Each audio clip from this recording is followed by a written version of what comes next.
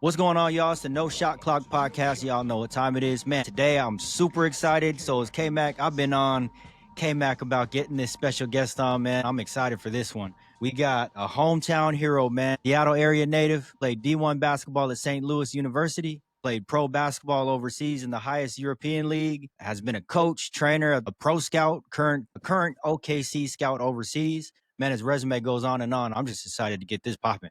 What's popping, Josh? Not much. How you guys doing? Yeah, let's go, my guy. Chilling. It fits, man. We go way back. So, hey, man, it's Way gonna be back. fun. It's crazy you say that. There was a picture of me and you from the AAU days. I think we had to be 10, 11 years old. Yeah. I thought I had took a picture of it on my phone because I had found it in a box, but I've been scrambling for it to try to send it to you. I'm gonna keep looking. It's gonna come up sometime. Yeah, man, those days were dope, man. So I am excited to get this started because it's my homeboy from way back in the day. So I just want to start off, man. Let's get started with like high school days, playing for Powerhouse, Mercer Island High School on the island.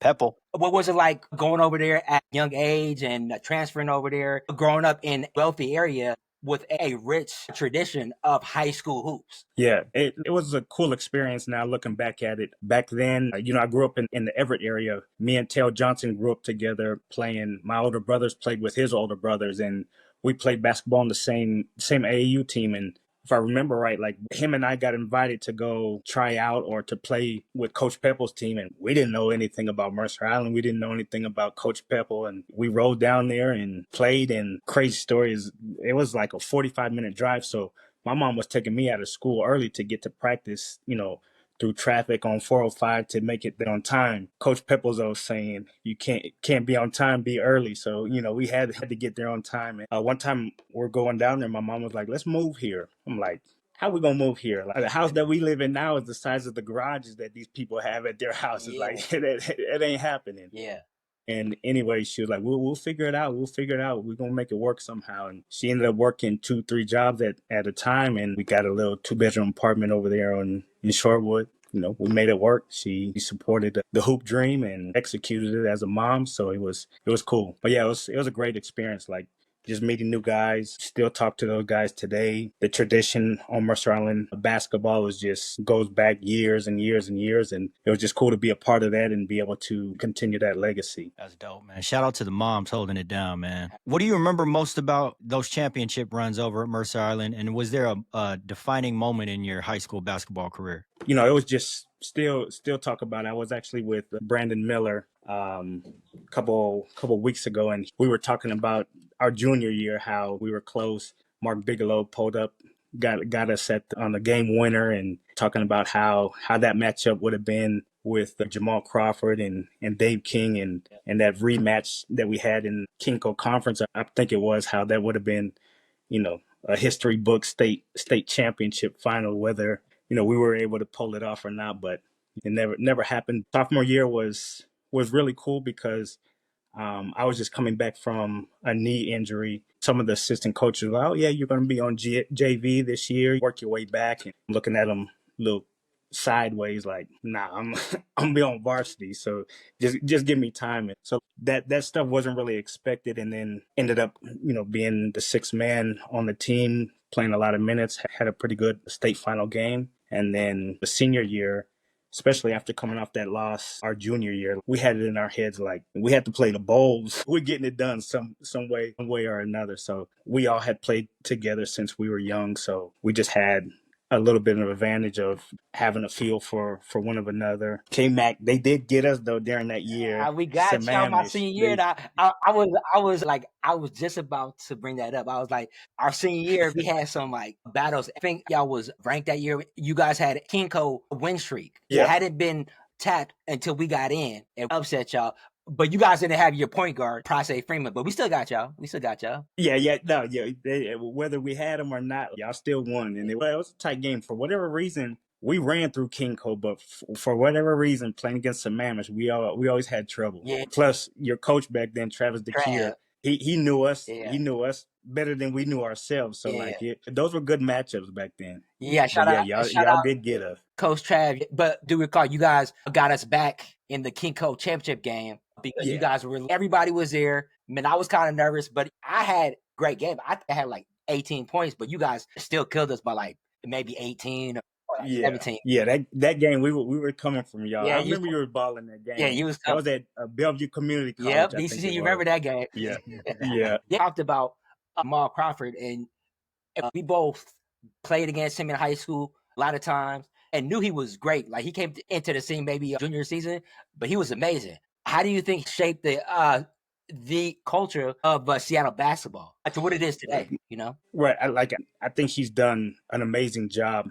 It was kind of a blessing in disguise, especially for the timing with that, because before we had Mike Dickerson, Donald Watts, Jimmy Rainwater, Quincy Wilder, Roberto Bergeson, all those guys could go. And I'm sure I'm missing Terry Tarek Brown, Brown, Chris Rick Walcott, Brown, Josh White, all them like, guys in Kinko. and there was just a high level of guys, but Seattle just never got the respect. And then Jamal basically took that respect and put us on the map, and nationally known player, and has still today has Seattle on his back, in the driver's seat for leading especially the Seattle area basketball on his back, and making it nationally known. Son, Will Conroy's son, they're 14, 15 years old, already nationally ranked. That's crazy. Get on Instagram, you see their highlights, Rotary's highlights. So it's just a wonderful thing to see with how he's just so involved in the community. And the Sonics are gone, and even though we did an NBA team back there, it still feels like there's basketball in the city, thanks to Jamal. Yep,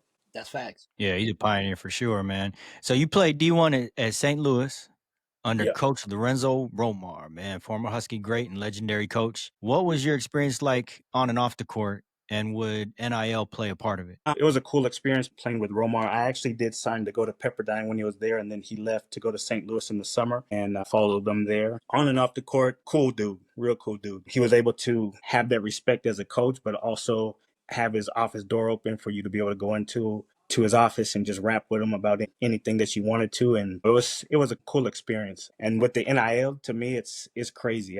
Especially living over here in Europe, you're not hands on with it, but you just hear some of these numbers and you're like, is this for real? And just the money part of it is, on one hand, it's sad to see because it's taken away from the development of process of what I'm accustomed to, is basically signing your junior year in high school or senior year, go to college. You got a development year basically, or you could even redshirt if you need to. And then by that sophomore, junior, senior year, you're out there balling. And now it's a mini NBA at the end of the day. So Right. it's, but at the end of the day too, looking at it now, it's like, dang, could have made some money back then if I had the NILs. There's pluses of it, and then there's stuff that I don't want to say negative. I think it definitely would have played a part back in the day with some of the decisions that I had to make and stuff like that. But at the end of the day, being blessed to be able to tie your shoes up and go out and hoop, whether you're getting paid or not, is a blessing. That's real. Romar, man, he has sent a lot of guys to the league. He sent all those guys from the Huskies, man. How have you seen influence development player as a man? Romar. Like a lot, like I was over here when he was at the Huskies and all the success that he had with the Huskies. But then you look back at it and like, oh, yo, he's not winning this and that, but he's got a whole bunch of guys coming in that are highly ranked, coming out of high school, and they're one and done to the league. And so it's like he's rebuilding his team every year, but he's bringing top guys in. But it's part of the business. But, just basketball wise, he played at the highest level, played in the NBA. Coached UCLA, had all type of superstars that he's coached. So just being able to pick his brain and learn from him was really cool. Off the court, great family man, real good dude. So you just see how he kind of lived his life and took stuff from what you saw from day to day on how he was as a person. That's what's up. Hey, how many years did you play college? Did you go all 4?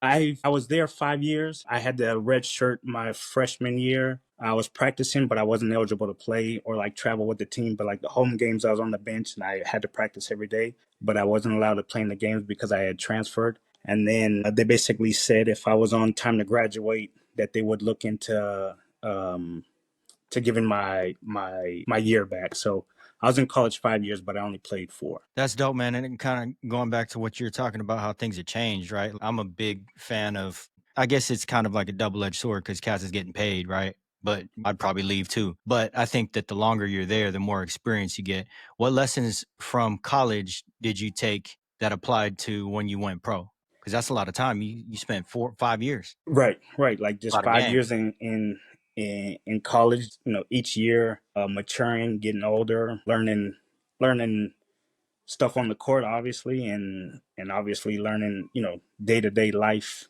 stuff.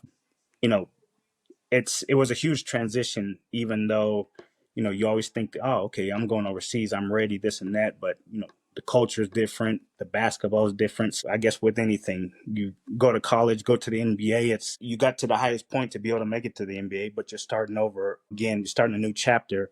And so it's kind of basically the same, like finish college, go play overseas, but it's like, okay, you think you're ready to go over there and dominate and this and that and the other thing because you succeeded on the college level, but it's starting a whole new chapter again and adapting like your freshman year and just learning the ropes. But it was cool. Also wanted to add from your college days, I remember when you came to Seattle one summer and you brought over your homeboy Chris Braun. Is that right? Yep. So Yep. is he related to Christian Braun from the No, Nuggets or not? No. Okay. I don't think so. The last name is spelled the same, but I don't think so. Well, the only reason why I said that is because he played at Kansas, so that's the same area. Yeah. I never asked him. I have to ask him that one time, but I don't think so. Okay, moving on to your pro career and playing over 10 years in Spain and across Europe. What's something about overseas hoops most Americans don't understand? I'll probably have to say that and I'm not saying it in a bad way, but the coaches over here, they control everything. It's not, let's roll the ball out and get up and down and just hoop. A lot of coaches do in the States, like, let's get up and down and hoop. Like over here, everything is structured, everything is detailed. You got 2.5 hour practices and, 2 hours of those, 2 hours of those practices, station work, drill work, individual work, and then you finally get into being able to hoops. I think that's probably the biggest thing that I noticed when you got over here. It's like, are we gonna hoop, or are we just gonna over here doing 3-on-3 situations? Like, looking back at it now, it all makes sense, but we'll chop a play up that is part of the play and only work on that play. So it's just interesting because you'll play 2-on-2, 3-on-3, and it's not pick and roll at the top. You guys are playing 2-on-2. It's deeper than that. It's, let's play the cross screen through the paint, the big man, then you got to cut, and then you got to replace and this and that. So it's really structured. And at the beginning, lace them up, go out there, have a couple set plays, and other than that, you're just getting up and down. So that was an adjustment to just learn the system over here. And if you broke the system, your ass was going on the bench, whether you got a bucket or not. That's not how we play over here. So that was an adjustment. But then once you buy into it and understand how it is, like, you're able to find your little groove to be able to get into and stuff like that. So it's definitely different, but it's adaptable. Man, I think that because I'm a big student still, man, I'll be on looking at people's practices and everything, and that overseas stuff, man. I love watching their practices. It's just the drills that they got, man, they're dope. I mean, Right. I get a lot of that international stuff, man. It's just it's solid. Was there a specific team, city, or moment overseas that stood out as like the pinnacle of your playing career? I mean, there's not one place that I could say that was like, shit, I had to grind through there. Every city I played in was, beautiful cities, great teammates, and every team I played in.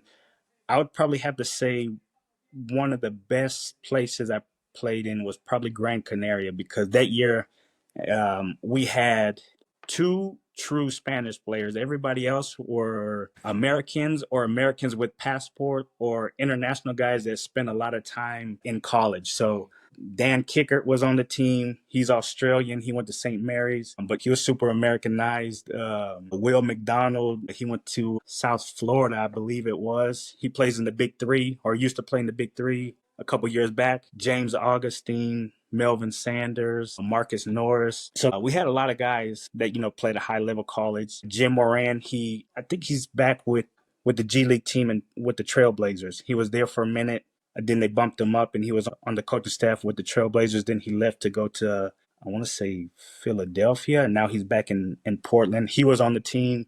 All those guys, we still stay in touch till today. So I would probably have to say that one. Bilbao was also pretty cool. Like I said before, like, there wasn't one place that I could kind of really just pick out that was the best, but I was lucky. All the places I played, I enjoyed my time there. Right. So yeah, being a young guy coming out of college and then going overseas to play, what was your biggest cultural adjustments playing abroad, and how did that shape you in life? I would probably have the biggest adjustment that I had to make, and the biggest culture shock, I guess, at the beginning in the States, everything is go, go, go, go, go. You eating in the car, trying to get to A to B as quick as you can, and then get to A to B, you get to B, and now you already thinking about getting to C. So like everything is just going, going, going. Over here, it ain't like that. Slow motion. There's slow motion. You go to the store, you ask for something, they're back there talking, chit chatting about what they did yesterday, and then a couple minutes later, oh, can I help you? It's like, yeah, I've been here 3 minutes waiting on y'all to finish your conversation. But at the beginning, it was frustrating, but then you're like, man, that's how life's supposed to be. Just lay back, kick it. Like, so it's cool. That was probably the biggest culture shock. 20 years later, I'm still here, so it obviously didn't affect me too bad. So I'm assuming you picked up the language. Yeah, yeah, Fluent? You fluent? yeah. That's what's But up, man. after 20 years, if been over here 20 years and not fluent with it, that definitely be a problem. But it's crazy because I took it in middle school, took it in high school. What am I taking this stuff for? I'm never gonna need it. Then got my ass over here, man. I should have paid a little bit more attention back in the day Yeah, because I don't yeah, know man. what these Yeah, man. people are Yeah, saying. man. That's great. But yeah, it's Man, cool. this is my favorite. This is my section right here. We're gonna move into coaching and training, man. So after your pro days were done, after you retired, what inspired you to start working with kids, man, and training and coaching these guys? Well, I always, especially towards the end of my career, just started thinking what kind of stuff I might be interested in. I definitely had it in, locked in that I still wanted to be involved in basketball. So the scouting was always something I wanted to get into and try to weave my way into that somehow, just because didn't make it to the NBA, but wanted to be a part of it somehow and just be able to see, what it's like at the highest level. And then the coaching stuff kind of was always in the back of my head. Wasn't really gung ho on it, but wanted to at least experience it, to discard it or to proceed with it. And it was kind of funny because I played in Bilbao 2 years. One of my coaches there, Fotis Katsikadis, he was Greek coach. He was a Greek national coach when Giannis was starting to get on the map, and he was my coach there. And one time during practice, we're doing this drill, and he's like, "Josh, come over here." So like I go over there. He's like, "Hey, when you finish playing, I want you to be my assistant." And I'm like, "Yeah, all right, whatever." Keep it moving. And I played probably 3 years after that. So I retired, and then I took a year off, and like I was still hooping just to stay in shape and stuff like that. And then in the summer, he called me and was like, "Hey, you want to come with me to Murcia?" I'm like, I just retired. Like I'm done playing. And he was like, no. You remember that practice I told you I wanted you to be my assistant? I'm taking the job in Murcia. I had no coaching experience, just 1 year removed from playing, and he wanted me to be his assistant, which Greek basketball is always good, and he's the national team coach for the Greece team, and he's calling some dude that has no coaching experience and brought me along. So I was his head assistant, and so I went with him, the first division over here at ACB, and it was a cool experience, but it just wasn't for me. I think the transition from playing to coaching was too close together because he was like, "Oh yeah, bring your shoes." So I had shoes under my desk. I was coaching, practicing, and it was just, a lot going on. It was a cool experience, but it just wasn't for me at that time. And like, if I got back into it, it would be younger kids, I think. So, after that, then I had came back to Madrid. And so I started up my own little workouts because over here that it wasn't really big. Now it's getting really big. But before, you would go to your practices and then that would be it. So I was like, I'm gonna start offering myself to give individual workouts and stuff like that. And I had just started with OKC, and my role at that time wasn't really big, so I had a lot of free time, especially in the summer. And so I was, let me work out kids in the summer to kind of just occupy time and stay busy. And at the end of the day, the thing blew up. Like, it was year round. It went through the year. The kids would go to their team practices and then try to come over to the house and get work in. And so it was cool. And then my responsibility with OKC each year got bigger. And so it was just too hard to juggle both things. Like, I do miss it. I enjoyed it a lot. And, I love working with the kids and being able to give back. Do you guys got AAU teams down there, or you guys do more like a league structure type setup like other countries? League. Yeah. They start in September and they just finished. So it's like 10-month season basically. The games are over, but they go practice through June. So they basically have another month of just practice. So it's year round. It's one thing that I don't really like the sports structure over here, not just with basketball, but it's kind of forced because everything is through clubs. So you can't play 3-4 months of basketball, then go play football or soccer or do other sports. It's basically at a young age, you got to pick whatever sport you want to do and ride with it. So you can't really try different sports and pick the one that you want, or have a main sport and then play a different sport. Because like my son, he started in September and they just finished last week. They still have practice through June, so it's nonstop. We're going to get into that soon about your son, but first we want to transition into the scouting role for the OKC Thunder. Obviously, they got a great team, and I just want to know, how did that from a player and a coach to like being an international scout for the NBA?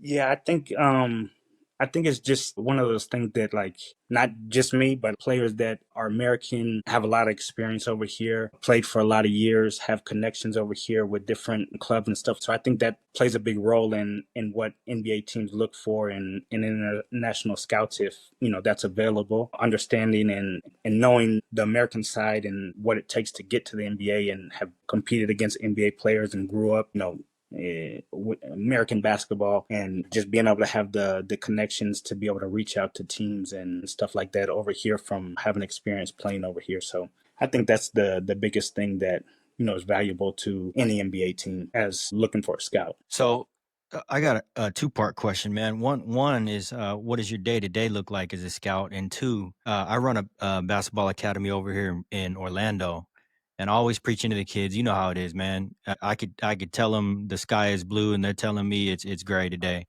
But if they hear it from somebody like you, right, oh yeah, it's blue. So Right. what are you looking for in players, specifically when you're out there scouting? And I don't know how far back you go when you start, if you're looking in high school, if you're looking in college, but what are you looking for as far as traits go? Obviously character, but I'll let you touch on that. Right. No, it's crazy, especially you know in today's basketball. Like, you can go anywhere and see some talent. So like, the talent is there. Player, just gonna play off of his talent, and the more that his talent takes him, it's gonna come to an end, because the higher level you're going to compete at, like, there's gonna be talented guys there that you're gonna end up competing again, and talent is just not gonna be enough. I wasn't the most talented player, but what got me to where I was able to get to was my work ethic, dog attitude. So I don't know if it's a biased thing or not, but that's what I like to look at. Talent's going to be there. And a lot of these guys too, talking about Denver Nuggets, you're looking for a big guy.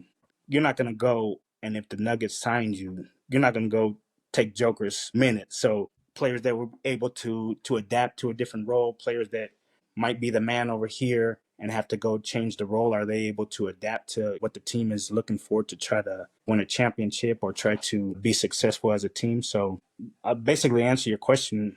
There's tons of talent out there. I like to, obviously find talent, but also, key in a lot on, how he is with teammates, how his attitude is, find out, how in love with the game he is, his work ethic and things like that. Let me ask you this. You got kids hopping now from middle school to middle school. They get to high school, and it's the same habit. A lot of it starts with the parents, right? Taking them one year to high school, another year. Then, so by the time they finish their high school career, they don't played it at 3 high schools. Do you look at that as a part of, let me look at this track record and dig a little deeper and see what's going on? Yeah, that's definitely always something that could be alarming. Why maybe that happened, and then the people that you have, your supporting cast, is what they're leading you to try to do. Is it really for your best benefit, or for what they think might end up being their best benefit? So that type of stuff does play a factor. Oh yeah, man. So you see guys right now, Luca, right? Luca, he played at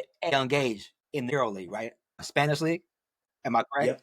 Yeah. So Yep, EuroLeague and the Spanish fantasy, League. Yep. right? So what traits are you guys looking for from European guy to make that transition to the NBA? Luca's obviously special. Just being able to see what he was able to do at 16 years old, competing against grown men, Yeah. You just knew it was something special, and it was like, this dude is 16 years old. Like, okay, yeah, he has the size. He's 16 years old, so you only could be so strong at 16 years old, especially playing against 30-year-old men that has a lot of European experience. Some guys that had been in the NBA and their career transitioned over to Europe, and he's out there busting their ass. So if this dude is doing this at 16 years old against Americans, top European players, he's going to be able to go over there and do that same stuff over there. So he was basically a no brainer. Obviously, there's stuff that he might be able to struggle with that, but he's not showing a lot of struggle. Yeah, that's true.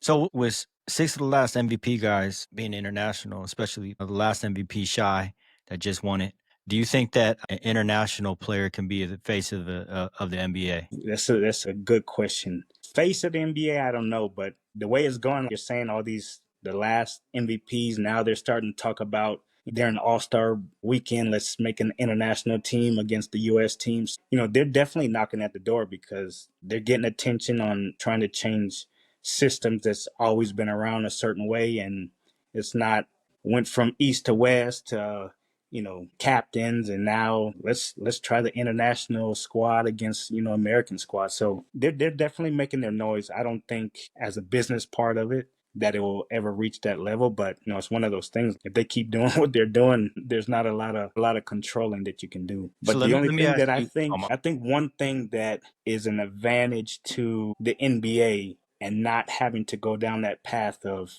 having somebody internationally could be the face of the league. I think what saves a lot of the NBA in that aspect is soccer is the sport. So basketball is always the second sport. People follow it just because Luka went to the NBA, Giannis is over there, but basketball is always going to be, at least on the European side, second to soccer. So I just don't think that fan base to be able to make some international players, especially from on this side of the water, the face of the league, just because of the money part of it. But So that's just my opinion. I know a lot of trainers out here, and we got into this whole thing with we're in the day of positionless basketball. So at that round table where everybody was like, well, what are they doing overseas? Right. Is it still positionless basketball, or is it more catered to the position still? Because now you're seeing the Joker, man, that dude's stepping out. It's just crazy. So it got me thinking, like, what are they doing over there? It's crazy now because especially Luka. What's Luka? 6'8", 6'7", 6'8". Yeah. Everybody now, if you can dribble the ball a little bit and you're that tall, the international coach is like, oh, let's make him a point guard. He might not be a point guard now, but he can dribble the ball that good enough to get it past half court. We're going to work on him. We're going to tighten his handle up. He has a little bit of court vision. I guess one of the things over here is they're not in a rush, not waiting, or expecting results right away. They'll give it time. Okay, well, this dude, he's turning the ball over. We'll get a different guard in, but he got 5 or 10 minutes of reps at the point guard position when his true position is the 3. And then 5-10 minutes, 5-10 minutes, 5-10 minutes, that adds up. He started to get confidence, this, that, and the other thing. So they basically just dedicate the time and let the process work itself. So, but over here, there's no positions anymore. Like, hey, bring the ball up, and can you do it? Okay, well, let's ride with it. So they do a lot of experimenting and just trying different things. So Hey, man, that's dope. it's interesting. So we're gonna switch it over, man. You got sons. I think one does karate and the other one plays. Yeah. Right? Yeah, the youngest one, he does martial arts. He does jiu-jitsu and Muay Thai. It's kind of like kickboxing. He used to hoop, and he started this. He's finishing his second year. I don't want to brag about him too much and sound like the proud dad, but he just finished. He qualified for the European Championship last couple months ago. In his weight class, he's gonna turn 16 in July. And he was fighting in the U18 category. So he was basically skipped the U16 and jumped up to U18. And his weight class in jiu-jitsu, there was 30 people in his weight class, and he finished 5th. And there's another part of it called lucha. I don't know what they would call it in English. He finished ninth out of 33 in that one. He qualified to go to the World Championship, and all this is within a year and a half, 2 years of starting it. So then he got that hands, man. He could get you now, huh? Man, Yeah. Like I hit you gotta in I the gotta be head, man. careful Them of Muay how I Thai. talk to him now. I gotta be careful how I talk to him around the house You now. be twisted up in a pretzel, man. Exactly. Jiu-Jitsu and Muay Thai, that's dangerous. Yeah, and it's crazy because I started to go to practice with him, and shit is fun, but it get you hemmed up real quick if you're not careful. Yeah, it's So crazy. it's fun. Yeah, your other point guard for what league is he playing for? Is it like academy too? Yeah, he plays for Estudiantes Club. Okay.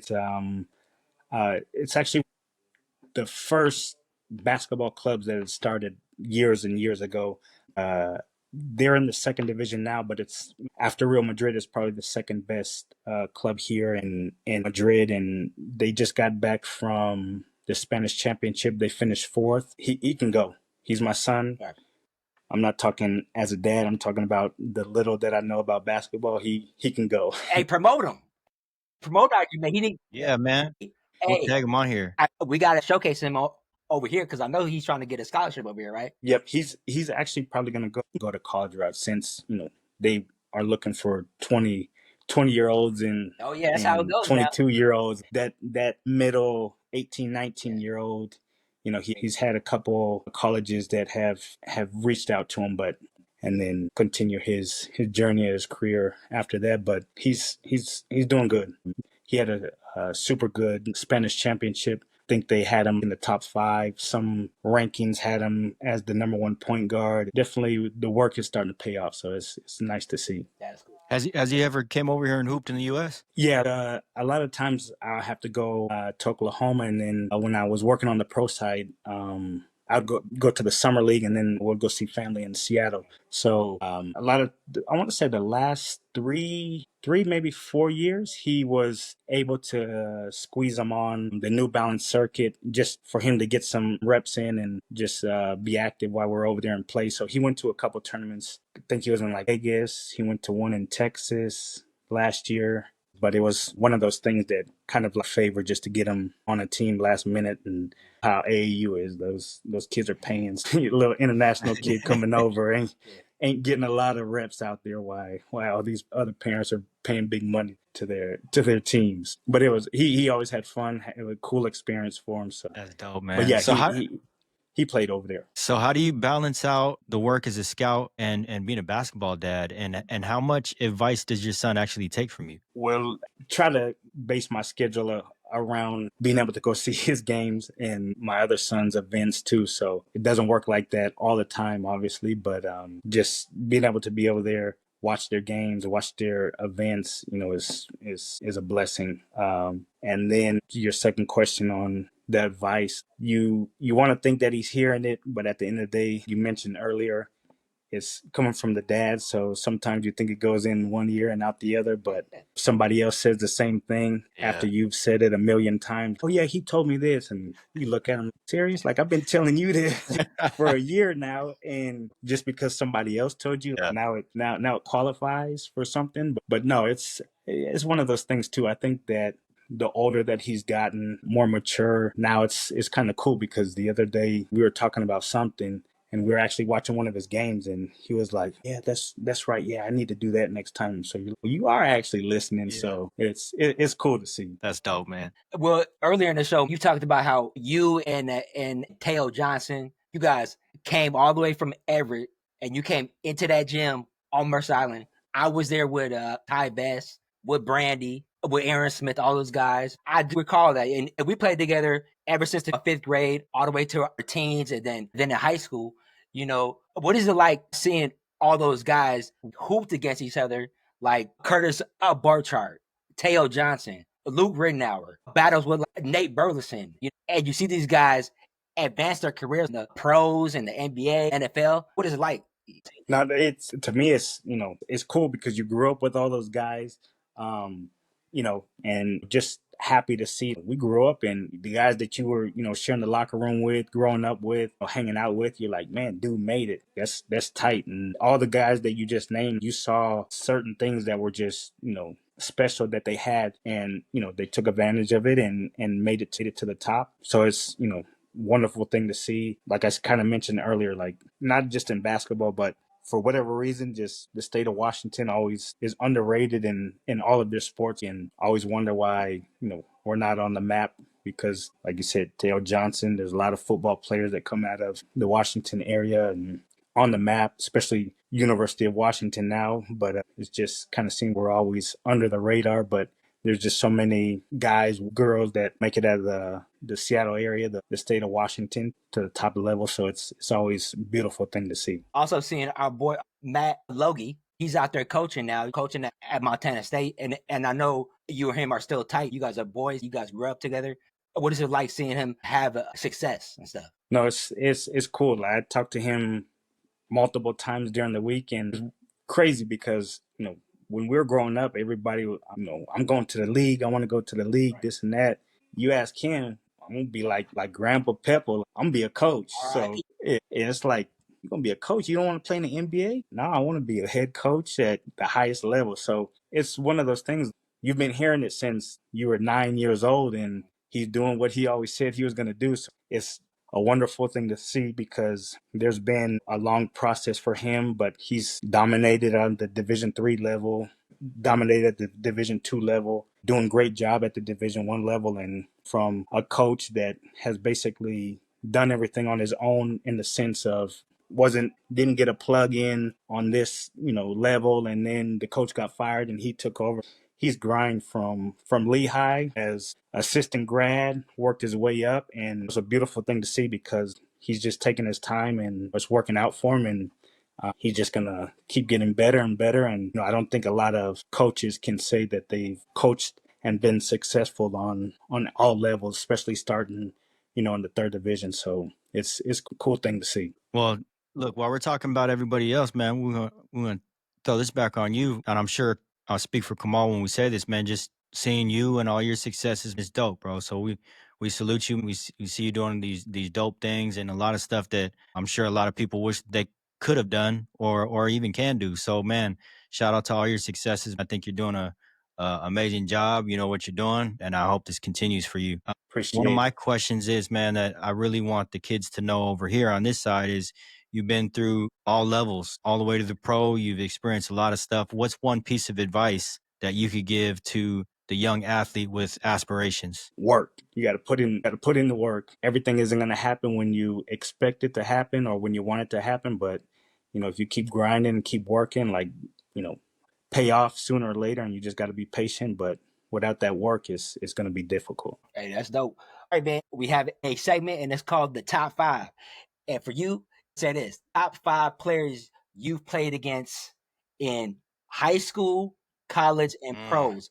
Overall, top 5 guys. It could be any level from high school to the pros.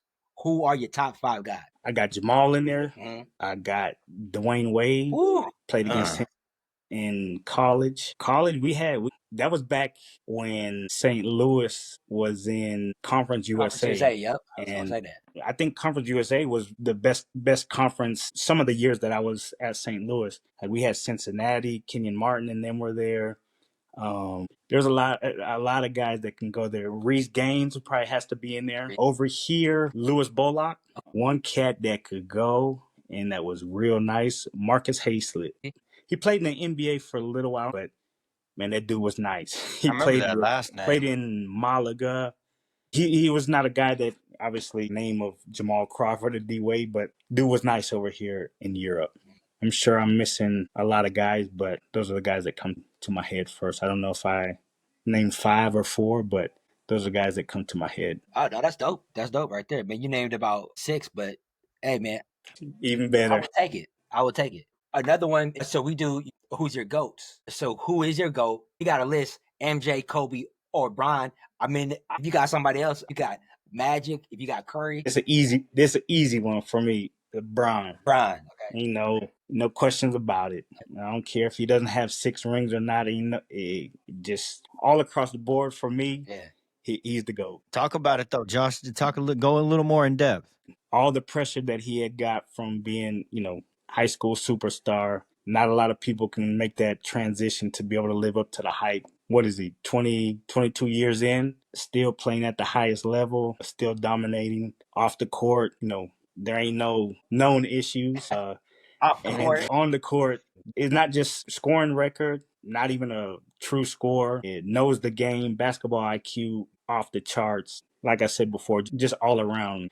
Yeah, but he's been playing for 22 years. Yeah, but at the same time, he's been dominating for 22 years. Won championships on 3 different teams. I think that's just as valuable as, winning 6 rings in my point of view. And whether it's debatable or not, the teams that he's won on and the teams that he's had success on, they weren't all that great. You had Kyrie, D Wade, but still, you didn't have the Dennis Rodman, you didn't have the Pippen, you didn't have. I mean, he had Kevin Love, he had Kyrie one year, and he had D Wade, he had Bosh one year, and he had Ray Allen. But that's a whole nother argument. We can talk about it later. We can talk about it. Right. No, I'm not taking anything away from MJ, but I just think that they hang off of those 6 rings a little too hard. Right. But everybody has their opinion. Right. Well, Josh, thank you for coming on here, man. It's late out there in Spain. You came on, was a soldier, man. You shared some valuable stuff on here. Hey, man, thank you, brother. Appreciate it. Appreciate it. Hope I can get on here again later down the road, and love what you guys are doing. It's real cool, and every time you guys have somebody on, I'm locked in and listening to y'all. I love what you guys are doing. Yeah, man. Thank you very much, man. I'm gonna come visit you too in Spain sometime, man. Whenever you want, come on over. All right, brother. Yeah, and tap in. Yep. Next year I'll be there a lot, so I'll let you know. Like I said earlier, I'll be over that way, so I'm be popping up there as much as I can. All right, man. I'm Kmac. Muggz. Appreciate it.